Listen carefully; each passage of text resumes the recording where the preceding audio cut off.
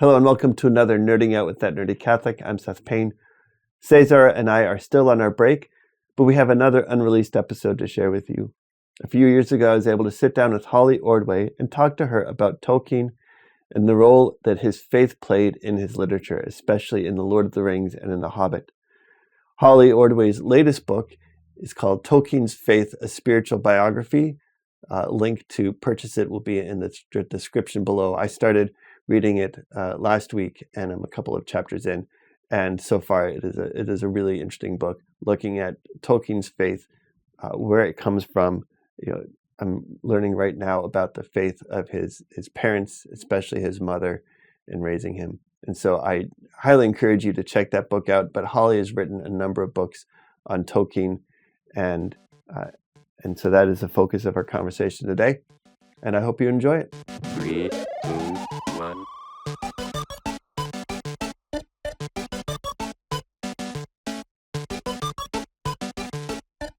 Welcome to Love Machine. Well, welcome to another Nerding Out with That Nerdy Catholic. I'm Seth Payne, That Nerdy Catholic, and today we have a special guest on with us. Dr. Holly Ordway is the Cardinal Francis George Fellow of Faith and Culture at the Word on Fire Institute. If you know much about the Catholic culture on YouTube, you know Word on Fire. Bishop Barron has been active on YouTube for a number of years, and the Word on Fire Institute is really doing a lot of great things to spread the Catholic faith online. But especially, I really think there's a number of intersections to what we're trying to do here in really looking at the intelligibility of faith. And so, and we're going to be talking to Holly Ordway today about Tolkien. And I think there's a lot of really interesting crossovers between faith and science and being intelligent about that's what we're going to be going into today. Holly Ordway is also the visiting professor of apologetics at the Houston Baptist University, and you can find more out about her at hollyordway.com. So, Dr. Ordway, thank you so much for joining us today. Oh, my pleasure. Well, so the reason I had you on is your focus is mainly Tolkien, but you teach in literature. And so I wanted to ask you, I wanted to start off this conversation talking about how you got into literature in general, but also specifically Tolkien. Well, it's almost not a question of how did I get into it, but more have I always been in it? Because I have been an avid reader ever since I was a little kid, learned to read very early and just immersed myself in reading. Mm-hmm. And Tolkien's books were among some of the ones that I first fell in love with. In fact, I can't even remember the first time that I read The Lord of the Rings and The Hobbit. I can only remember rereading them. So I counted those pretty early on. Narnia Chronicles, lots of fantasy, science fiction, folk tales, lots of things like that. And, was just a really avid reader, studied literature in college. And, so the literature part was always a big part of my life, and Tolkien as well. And it's interesting because Tolkien has been really influential in my life in lots of ways. As I said, I read his Hobbit and Lord of the Rings when I was a girl, and that picture of the beautiful, meaningful quality of Middle Earth, where good and evil are things that matter, are things that ended up being influential for me in becoming a Christian. That's one part of my story. But also I really can owe it to Tolkien that I became a literary critic, because his great essay on fairy stories is an example of the kind of literary criticism that I think we need, that is fundamentally appreciative, that helps you, gain more from what you're reading and not just pull it apart to dissect it. And I encountered that as a teenager, and just blew me away. And so really, in a sense, I can trace so much in my life to the influence of Tolkien on me as a young woman. And so as you're growing and you continue to read Tolkien, talk about how you're talking about your developing understanding about his worldview and how that was how that's incorporated into all of his writings. Well, it's interesting because, he's a devout Catholic, but a lot of people don't really know that, or they kind of know it, but they sort of tend to compartmentalize it and think, oh yeah, well, he was a Catholic, but because there's no overt religion in his works of Middle Earth. And he does that deliberately. He says that he's chosen not to put that into, his works in an overt way, because it's instead it's in the story, it's in the symbolism. Yeah. And I think this is one of the things that makes Tolkien really interesting to look at from the standpoint of evangelization, because his books are so attractive. It's just great stories that they draw in loads of people who are not religious at all, let alone Catholic, such as myself as a younger person. I had no idea. It wasn't, until much later when I began studying Tolkien seriously, doing my doctoral dissertation on fantasy, that I really came to grips with, yeah, he's a Christian. I mean, I sort of knew that vaguely, but was able to kind of push it aside and really realizing, yeah, he's one of those Christian people. How weird is that? So I think it's interesting to note, that question of how do we look at his faith in his works? And as it happens, this is the subject of my next book. I'm working on a book right now, writing it on his Christian faith, because it's a subject that's harder than people realize to deal with. Because on the one hand, like I said, you can just sort of compartmentalize him and say, oh, well, I don't need to think about his faith because Middle Earth is, not overtly religious. And yet he himself is very clear that no, the God of Middle Earth is God. And that his mythological realities are actually in line with his own theology. This is what he believes to be true. And his faith is really embedded and implicit in his work, and deliberately so. But on the flip side, you do also get people who do see that he's a Christian and want to make much of it, and then end up kind of forcing an almost allegorical, reading on his books, the gospel and Middle Earth and that sort of thing. If there's a book by that title, I wasn't referring to it particularly. Just like this whole idea of, can we sort of read it allegorically as the Christian story? And the answer, of course, is no. It's not an allegory. It's much more sophisticated, But you get, oddly enough, these two extremes: the people who make everything about his work just about a kind of in-your-face Catholicism. No, but also the people who want to say, oh, it doesn't matter at all. No. It's really someplace more interesting in the middle. Yeah. Yeah. And Tolkien was in the Inklings with Lewis, and Lewis has a much more direct allegorical style in his writings. You can read Narnia, you can see Jesus in Aslan, and it's very direct. Well, it's just I must nerd out here. This is the nerdy Catholic, so I must nerd out. It's not even that is not allegory, because allegory is a consistent pattern through the whole work. And Lewis is very clear: it's not an allegory; it's a supposal. What if Aslan were Christ in the other world? Okay. Thank you, thank you for that correction. But you do see a much more direct connection between Aslan and Christ. When I read The Lord of the Rings, it feels more along the lines of seeing Christ in the characters of The Lord of the Rings feels more like seeing Christ in anyone. If you look at anyone's life, you can see how they live, and you can see Christ in them. So as you said, it's not there's no one-to-one connection between any character in The Lord of the Rings and Christ. But talk about some of the characters in The Lord of the Rings and how you see Christ in them. Well, first of all, I think you're quite right. Because in Narnia, in the Narnia Chronicles, Lewis gives us explicitly, Christ is a character. Aslan is the character, and there is no Christ figure in The Lord of the Rings in that way. And so we do see these sort of images of Christ. And one of the things I think is really interesting about the way that Tolkien does it is that we do see individual people being Christ-like, but we also see it in representing sort of different aspects of Christ. So, for instance, we see, Gandalf has a Christ-like story arc because he literally, goes down into darkness and death to save the Fellowship, and then rises. And we have, Gandalf the White, who is subtly different than he was before. He's not quite the same. He's Gandalf, and yet.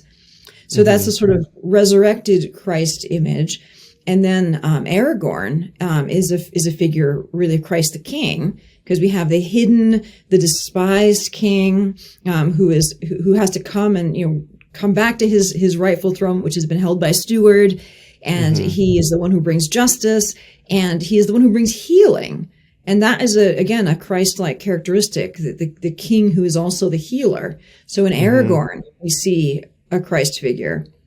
And then, of course, in both Frodo and Sam, on that, especially in the long trek to Mordor, we really see Christ, the suffering servant, because they are, going through all this agony on this road, this road to the cross, in a sense, bearing the ring, and getting all the way there, and just giving their all, and with such suffering. And so it's really, again, a very Christ-like figure.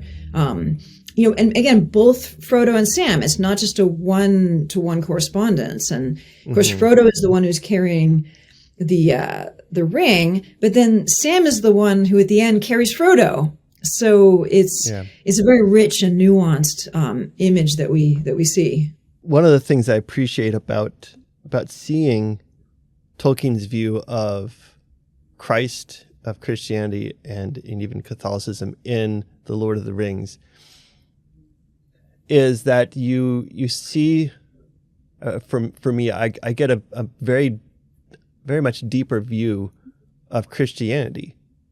And it's this view of, it can be very easy to look at Christianity, especially from the outside, and see it, well, they just believe in this guy that came and hung on a cross, and they say he loved him. You can have a very simplistic view of what Christianity is. But when I read The Lord of the Rings and a lot of other fantasy that has been written by many Christians, I see this reality that we are part of a much bigger story, that we are part of this great cosmos that is even bigger than kind of the cosmos that we see looking through a telescope, right? So that is something we see in The Lord of the Rings, even that sense of being part of a meaningful narrative. I mean, I was just minded, just as you said that, of that marvelous metatextual moments when Frodo and Sam, they're in the mountains or on the way to Mordor, and Sam is reflecting about how at some point, wouldn't it be nice if there were stories written about, their epic adventures, and would they be written in a big book, and then someone would be reading it and they'd be saying, oh, Mr. Frodo, tell us about Mr. Frodo. And so they're talking about their own stories being written in a book, being read by other people, which of course is precisely what's happening. It's really a brilliantly postmodern move. And I think this is particularly worth noting. And this again is in the context of, the research I've done for my newest book, which is Tolkien's Modern Reading, about all the reading and the way that Tolkien really read contemporary literature, engaged with it, engaged with modernity, because you see that he's using a quite sophisticated modern or even sort of postmodern literary technique to call our attention to really a fundamentally Catholic idea. We're all in this story, this narrative of salvation that God is the author, and we're part of it. And I think that's such a fascinating way that he kind of draws us into it. Yeah. And see if I can remember this correctly. I think there's a quote that is Gandalf. I think he's talking to, he's either Frodo or Sam, talking about that the part that they're playing, they don't know. They don't really see the part that they're playing because they're in it. But they are playing a part in a much, much bigger story. Yeah, and I think that really is part of how we need to be understanding what it means to be a Christian. Because you're right, there's this sort of stereotype, simplistic idea, which even a lot of Christians have, that, oh yeah, basically God kind of comes from outside and does this thing, and I can relate to him in this particular way, but it doesn't affect the rest of my life. Yeah. No, actually, the entire cosmos is part of this. There is no inch of reality that is not encompassed within the Christian understanding, because it's a description of reality. And therefore, everything that we're doing, our whole story of our lives, is part of that grand story, whatever the end is going to be for us. And that's where we start saying, oh, wait, this matters, right? And that, I think, makes our Christian faith much more, well, representative reality, and also much more engaging, because it is, honestly, it is kind of silly to think of, oh, so if Christianity is just some guy came and died 2,000 years ago, and I say yes to that, and then that's it, I'm done. That doesn't make, that doesn't make much sense. And I can see why, well, I didn't used to believe it made sense. It's perfectly reasonable to say, yeah, that's kind of silly, because it is silly if you just take it out of context and say that it's not part of the whole story. But there is the whole story. And I think that's part of the attraction of Tolkien's works, because he himself was, very devout and had a very integrated perspective. And so he brings that integration, that wholeness into his fiction. So his stories are deeply Christian without being overtly so, which is kind of the opposite of a lot of sort of rubbishy Christian fiction that there is nowadays. Yeah. And it helps me. It has helped me understand reading The Lord of the Rings. It has helped me understand one aspect of the Catholic understanding of redemptive suffering. And it makes me think of, reading Job, the suffering that he went through. And when God told him, basically, you don't know why, but why are you asking me? I'm the author of all creation. And so we're reading about the suffering of Frodo and Sam. And in thinking of what they're going through, as if you were them, you would ask the same question: why am I going through all of this suffering? But we are outside of the story. When we're reading the story, we know, and we're even being told through the narrative why they have to go through all of this. And so as a Christian, going through suffering, even if it's hard at the time, especially if it's hard at the time, if we can always look and say, well, God has a plan for this. There's some story that I don't know the whole story, because I'm just a part of it. Yeah, it helps to produce that context to make sense of it. And I think, making sense of things is not the same thing as making the suffering go away. Because when your suffering is meaningful, it's still suffering, right? If you're able to understand. Easy. Exactly. And I think that, again, there's the sort of superficial idea of, oh, if you're a Christian, you're never going to suffer because it's all for the love of God. Well, it is all for the love of God, but pain still hurts, right? Yeah. St. Paul says, to people who are grieving, don't grieve as the pagans do who have no hope. But he doesn't say don't grieve. He says don't grieve as if it was, hopeless. And I think that's a really important nuance, because we're still going to grieve our losses. We're still going to suffer pain. And we see all of this, in The Lord of the Rings, because, Tolkien himself, he knew this firsthand. He lost both of his parents relatively young, fought in the front lines, in the Great War, had trench fever, suffered quite a lot from physical ailments throughout his life. Many of his good friends were killed in the war. He was a man who was really acquainted with suffering. So when he gives this vision of how things are meaningful, he's not just sort of making it up. He's like, yeah, he's been there. He's been through it. And that gives it, I think, a resonance that it wouldn't maybe otherwise have. One of the things that I'm so fascinated about Tolkien, and especially in The Lord of the Rings, is he didn't just write these books. He created whole languages. He created a whole history. And I don't know many other authors. I personally can't think of any other authors that have gone that far in writing these stories to create so much history and so much culture, and even the languages. Talk about that a little bit. Tolkien, this is one of the places where we have to just say he is a genius. He is so far beyond the sort of the norm in this that we have to, I think, just sort of stand back in a kind of awe, astonished awe. Because of course there are authors who make up languages and histories. But Tolkien didn't just do that. He started with the languages, and his languages aren't just, lists of vocabulary that somebody made up. I mean, he was a linguist. He was a philologist. So his languages actually work. They follow the sound rules. They follow the rules of the development of languages over time. And so we have, he's creating these various Elvish languages. He didn't just create Elvish. He's got all these various Elvish languages that develop and diverge as they would have historically. I mean, it's just astonishing. And of course, all the histories that he develops. And I think that in a way, it kind of gives us a clue to the power of his stories. Not just that they were linguistically based, although I do think that Tolkien's genius was such that this actually really created a lot of the depth of it, but that, he didn't say to himself, I'm going to write a best-selling novel and I want it to have depth. I had better invent some languages. He invented the languages out of pure love of language. He just thought it was really fun and exciting. It was thrilling to him. It was satisfying. He would have made up the languages in any case. And because he had such a fertile and powerful creative imagination, he starts creating the stories that are bubbling up out as he's creating these languages. So in a sense, all of this is an example of how his writing comes out of love, because he was just taking such joy. He loved creating those languages. For him, it wasn't like a tedious chore. Oh, gotta invent Dwarvish.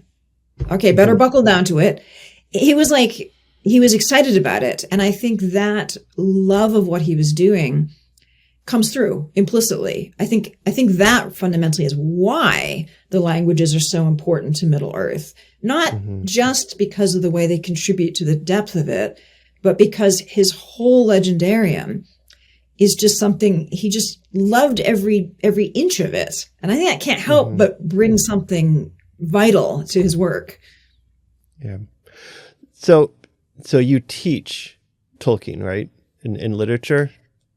Is that one of the subjects that you teach? No, not really. Okay. Yeah, I actually have an interesting life, because I work now for, Word on Fire, the Word on Fire Institute. And I'm visiting professor at, Houston Baptist University. So I'm no longer doing full-time teaching. And in fact, when I didn't actually teach Tolkien. I taught a lot of other literature. But at HBU, Tolkien's actually taught in a class, literature and apologetics by my colleague, Michael Ward. And he teaches Tolkien. So we kind of divvied up the different authors that we did. So I write about Tolkien, but I don't, in fact, I taught one class on him once, but I don't specifically teach on Tolkien. But now as part of the Word on Fire Institute, I do a lot of internal, video courses and seminars for our institute members. And of course I do a lot of lecturing, and talks and conferences, outside. So I do teach on Tolkien, but not as classes per se. Okay. Well, then looking back at your own experience then about discovering Tolkien, and especially in discovering his faith, talk to someone who is out there who might be watching this, who is not sure if they should, or what they should think about this whole Christianity thing, this whole faith thing, but loves Tolkien. How would you recommend exploring his writings and looking into his faith and finding his faith through his writing? Well, that's a great question. And the first thing I would say is that this was really my path into the faith, because I was an atheist, and totally rejected Christianity completely. Thought it was complete nonsense, but had studied literature, had done my dissertation in fantasy, had centered this dissertation on Tolkien, and having to come to grips with the fact that Tolkien really is Christian. I love his work and wanted to reject everything he believed. And so, a few years later, I began really just to be thinking about that again and realizing, well, if I love his work and reject everything that he believes as being stupid, these things don't really go together very well, because if he's such a genius to produce this marvelous work, how can he be a complete dithering idiot about what he believes? So I said, well, why don't I at least find out what do these people called Christians, what do they actually believe when they talk about God? Just as a way of taking Tolkien more seriously. And I recommend this. I think this is a way into looking at the question, because if you go into it thinking, this is all about me, it can put a kind of pressure, like I have to make a decision. And I think for me, it was helpful. I think in God's providence, this is how he drew me in to say, well, just go into looking into this so that you can better understand your favorite authors. Go into it open-mindedly, not dismissing what they believe, but genuinely trying to figure out, well, how would they present what they believed? Not what the critics would say they believe, but how would they present what they believed? And of course, since, another one of these authors who was, causing me some sort of difficulties was C.S. Lewis. Again, loved his work. Here he is as Christian. And then reading what Lewis himself had written, Mere Christianity, for instance, Miracles, books like that, and finding, Lewis explaining himself what he believes and realizing, this is actually pretty sensible. So that I think would be what I would suggest. And now for Tolkien himself, Tolkien doesn't, in his published writings, doesn't say a lot about his faith, because that wasn't the approach that he took. He believed in a more implicit literary approach. But he does, there are some bits in the letters where he talks a little bit about his faith. Not as much as there should be, because the letters are very partial account. There's only 364 out of thousands and thousands that he is known to have written. And most of those selections are partial. Some of them are only a paragraph. And the compiler of the letters, Humphrey Carpenter, with the assistance of his son Christopher Tolkien, but by and large, the selection was made by Humphrey Carpenter, who was himself an atheist. And I think that there's a lot that is undoubtedly left out. Some of the accounts by his friends, by his granddaughter, are that he was very open about, saying, I'll pray for you, things like that. We don't see that in the letters. So I think the letters can sometimes give an impression that Tolkien compartmentalized his faith, when the larger context, the little bits that we have suggest that wasn't the case at all. So the letters have a few bits, but it's wise not to take that as being comprehensive, because they're not a collected or complete letters. They're very, very partial and selective. The other thing I think that's worth looking at is the epilogue to Tolkien's great essay on fairy stories, because there, in a pretty short span, he kind of gives a compressed account of the gospel, really, as the gospel as the great happy ending of creation, the fairy story that actually happened. And I think that if you read that and think that here's a man who is integrated, he's able to bring together his imaginative and his rational faculties. He didn't have to put his reason to one side to be a believer. He was able to see how these things went together. And it's quite short, that section of On Fairy Stories, but it certainly affected me very deeply. And I think it's quite beautiful and moving.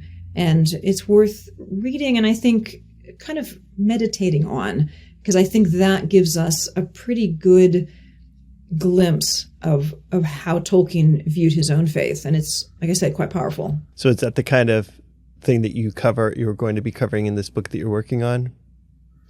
Yes. So the book that I'm working on, working title is Tolkien's Christian Faith, What He Believed and Why It Matters. And so it's basically biographical. And it's going through, his life with an attention to, what did he believe? How was it that he became a Catholic? Because interestingly, he is technically a convert, because he was received into the church, as a boy, but past the age of reason. So he was actually received into the Catholic Church as an adult, after his mother Mabel first, and then him a little bit later. And then just finding so much more, all the, interviews and, various bits and pieces that are scattered throughout the, Tolkien research materials, bringing that together and really showing what was his faith, how is it formed, how did it influence his life, how did it influence his writing. And it'll be primarily biographical, because otherwise I will never finish. Another book will probably delve into the literary aspects. But my hope is that this book is going to be for every reader of Tolkien, whether they're an atheist or an agnostic or a Christian or a Protestant or a Catholic or whatever. Anybody who just wants to know, what did Tolkien believe? Because I think that if we are to take him seriously and really engage properly with his work, we need to have a really thoroughly three-dimensional grasp of his faith, regardless of whether you share it, as I do, or you don't. You want to understand it. And I think right now there really aren't any fully well-rounded, really thoroughly researched accounts of his faith, which is what I'm trying to do. It's great fun. Yeah. Well, going back to what you're saying about talking about how he came up with the languages and the whole history, that you said, as you said, it wasn't a chore. It wasn't like, oh, I have to do this so I can write this book. He would have done it anyway. Talk to someone that feels like they're being drawn to doing something creative like that, or it hits me that was not practical. It was not practical for him to sit down and come up with these languages and come up with all this history. But he was drawn to it, and there was this joy in him in doing it. So talk to someone that feels like they're being drawn to something that might not be practical like that. Oh, I love this question, because one of the things I do have taught before at HBU and now do teach in the Word on Fire Institute is creative writing. And so this aspect of Tolkien's life is, I think, just so important. I think if anybody who's drawn to doing creative work, whether it's writing or art, and I can speak to writing, since that's my thing, you do have to just love it, and you do have to devote yourself to it. And it's going to take time. We see The Lord of the Rings as this great, massive work. It's epic. It's phenomenal work. And we forget that it came at the peak of his creative powers after decades of writing. And now we've got the whole 12 volumes of the history of Middle Earth. We have all the drafts and all of the preceding, variations on the different stories of the Legendarium. He didn't just sit down and say, yes, I think I'll tell the story about the ring and dash it off. It was a 10-year project, just writing it. But even those 10 years were rooted in decades of this labor of love, where he's telling these stories, he's working out the different stories, and he's also finding different ways, finding his own voice.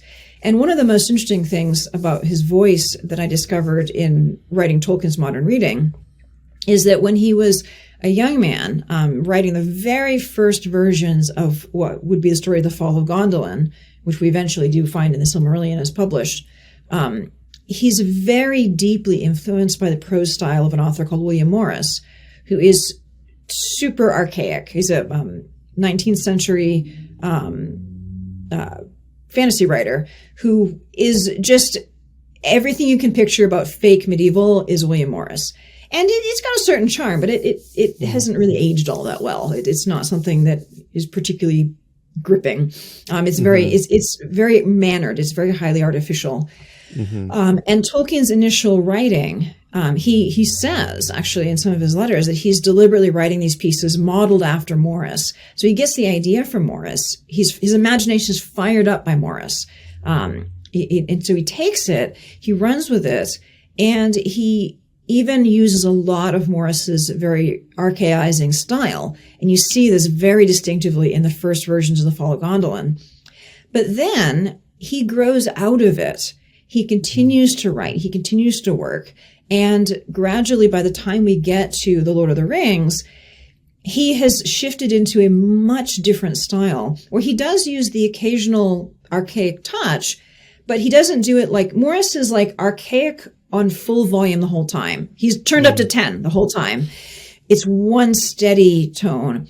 Tolkien, as a mature adult writer, has learned to have a huge range of tones, from the very modern colloquial to the higher noble registers to, the low comic, and with the archaisms brought in every now and then to heighten the effect.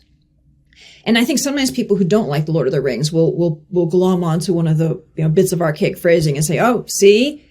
But it's very silly because those are it's not his tone the whole way. His tone is extremely flexible, which is extremely a very modern style. Interestingly, yeah.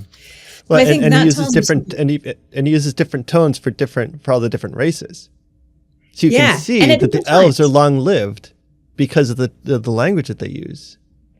But even then, we have the different levels, because we have the elves, at the Council of Elrond, but then you've also got Legolas playfully sparring with Gimli. So he's got all these different registers. But this is something he learned. He doesn't have this flexibility when he starts writing. And I think that is a huge thing. We can say, look, everybody, if Tolkien can have this process of growth, so can you, right? Yeah. He didn't hatch out of the egg writing The Lord of the Rings, from the get-go. And I think that's a lesson that we really need to bring to creators, is to have this persistence and also this patience with themselves. The first thing you write is not going to be awesome. I mean, The Fall of Gondolin is, we read it now, this first version, because Tolkien's great and we're interested in everything about Tolkien.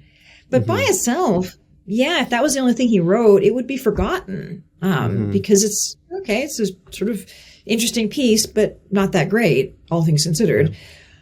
It's in the context of his later achievement that it's super interesting. So I think that's a lesson for creators, is like, have that perseverance and that aim to grow, and the knowledge that everybody has to grow. Nobody just starts from the get-go writing awesome things. Yeah. Well, even then, taking the lesson within The Lord of the Rings, that seeing that he had this worldview, that we are part of a greater story. And, just like Frodo, we have to go through so many struggles, so many stages in our journey, that in the creative process, it's the same way. You have to start, but then you have to struggle. You have to fall. You have to get up. You have to try again. It's the same process. And realizing that the journey that Frodo went on is the same journey that we all have to go on. Especially for someone who's creative, they have to keep trying again. Yes, and this is that's such an insightful point, because I think in my work with creative writers, one of the number one, possibly the number one stumbling block for them is that they give up because they get frustrated and they think, oh, this is just terrible. I have to tell them, look, I'm sure there are some writers who don't go through this, but I've never met any of them. And certainly for me, it is a built-in part of the writing process that there is going to be a part of this stage where I'm going to look at what I'm writing and think, this is terrible. This is rubbish. This is the worst thing I've ever written. No one will read it. If they read it, they'll hate it. It's just terrible. But see, I've now been writing for many years, and I know my own process. And I think, I'm extremely depressed about this book right now, but I always feel depressed at this stage. I just need to keep writing. I just need to get this draft finished. And then I can go back and I can start that process, that laborious process of getting it better and better. And man, there are some times, and it does feel like I'm on the trek to Mordor and I'd like to cast my manuscript into Mount Doom. But you have to go through it. And once you've gone through that a few times, you start to then be able to doubt your own doubts and say, I think this is terrible, but I always think that. I'm not going to trust my judgment. I'm just going to keep going. Or you start to be able to see, okay, I see some problems, and that's not the same thing as just my general feeling of this is terrible. These are actual problems with my story or with my research. I need to address those problems. Again, you only can get to that point through practice.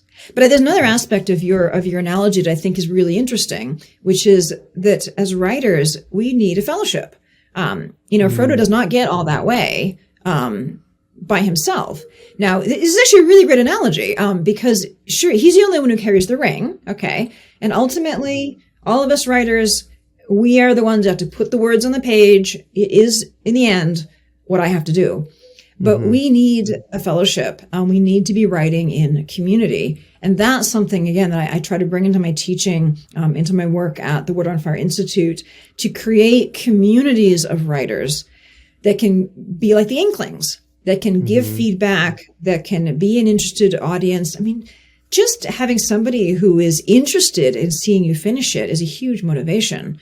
And then, of course, giving feedback. This is so important. And I think too many writers, in fact, probably most writers, are suffering from trying to do it alone. And it's just, it's terrible to do it alone. You need to have other people who can be sharing and giving feedback and just giving encouragement and just honestly commiserating. Yeah, footnotes are a pain in the neck. Yeah, that kind of thing. Yeah. Yeah. I have the same struggles doing doing any videos. I have the same moments where I'm like, oh my goodness, this is crap. And I know that I've had the experience enough times, just like you have in writing, that if I push back that, oh, this is crap moment, and I get to the point where then I get enough of the video edited, I'm like, oh, wait a second, there might be actually something good in this. And get to the final one, be like, oh, that's pretty good. I'm glad I can push through. Yeah, because I think there can be a kind of perfectionism that means that people never do anything because they start and they see this is not how I want it to be, and then they just give up. And so they never get past that point, and so they never get the reward of seeing something that comes out in the end pretty decent. Yeah.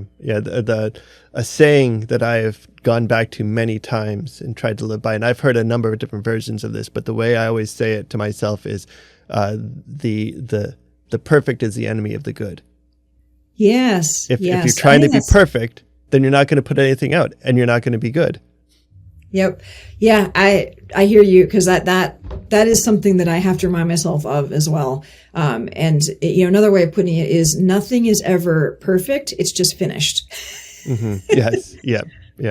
I've got to submit my book to my editor at some point. And of course, with Tolkien's Modern Reading, it was, that book took 10 years to write. And, let's just say that it took considerably longer than I kept saying it was going to take, because I kept having to do more research and eventually it got to where I just needed to finish it, because I did get to a point where I thought, okay, I could still keep tinkering with it. Surely I could probably track down one more interesting fact somewhere or polish this thing. But I got to the point where I could say, honestly, this is as good as I can possibly make it. And not every book can even get to that stage. Sometimes books or articles are, well, I've done the best I could in the time I had allotted, and now it's due, and I sent it to my editor. This book, I had the great blessing of being able to really get it to the point where I could say, this is as good as I could possibly get it. And even then, of course, there are things I found afterwards that I would, in the second printing, I've got a couple of corrections, such as life. But it has to go out, it had to go out, because if we're going to do this work, it's for the purpose of sharing it with readers. Right. And ultimately, one has to cultivate a kind of humility and say, it's not about me. It's, is this worth sharing? Is the work worth sharing?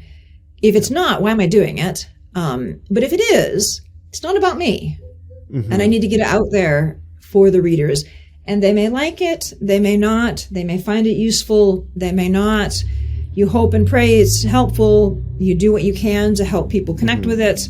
And then you get on with the next thing that you're working on. Yeah. Well, the last question that I always ask a guest is, other than literature, writing, and Tolkien, what are one or two things that you really nerd out about? Well, by covering Tolkien and literature as already taken into account, you have covered a great deal of my nerddom. I am quite nerdy about tea. I'm quite a tea snob. I have highly developed views about how it is that one should make tea. So how do you prepare your tea? Well, you must have good tea, which I typically bring back tea from England because I like Twinings every day. You can't buy it in the States. But here, Twinings English breakfast is okay, or Yorkshire Gold or PG Tips. Good tea. Boiling water has to be boiling water. The water should be still boiling as it hits the tea in your cup. Because none of this, like, just hot water, like having just merely hot water onto tea makes this insipid beverage. And then you have to use milk, whole milk, not skim or 2% or anything nasty like that. Whole milk. Yeah. And ideally you put the milk in first. Okay. Yeah. That was going to be my question, because I've heard debates, milk before or after. So. Oh, it's a heated debate amongst tea nerds. Yes. But I hold with the pre-lactarian position. Where you put the milk in first. Now I grant the arguments of the post-lactarians, but they're wrong. Milk first, tea, water on top of that, and then we're good. Yeah. I will try to hold to that gospel from now on. Well, Holly, thank you so much for joining me today. If someone goes to hollyordway.com, what will they find there? Well, they'll find really information about all of my books and links to my work at the Word on Fire Institute, and it has my speaking schedule, which is not terribly up to date, but it has a contact page. So if, for instance, folks wanted to have me come and speak to them, they can get in touch with me. But yeah, mostly a lot about my books and list of my articles and various things that they can read. Okay, great. Well, I want to thank you again for joining me, and thank you for joining us on this episode of Nerding Out with That Nerdy Catholic. I want to remind you that Nerding Out is brought to you by Nerdy Catholic Teas, the other arm of the little Nerdy Catholic kingdom we have here. We just put out a redesign, and I'm going to put a little graphic of it right here. I haven't gotten my own yet, but an updated design of the Further Up and Further In t-shirt, which is a mashup between Doctor Who and the last battle of C.S. Lewis. You see the TARDIS with the door open and the mountains going through, just like the door in the last battle. So you can head over to Nerdy Catholic Tees to get that, as well as a number of other designs. If you use the coupon code ThatNerdyCatholic, you will get 10% off of your order. And we will see you again next week. God bless.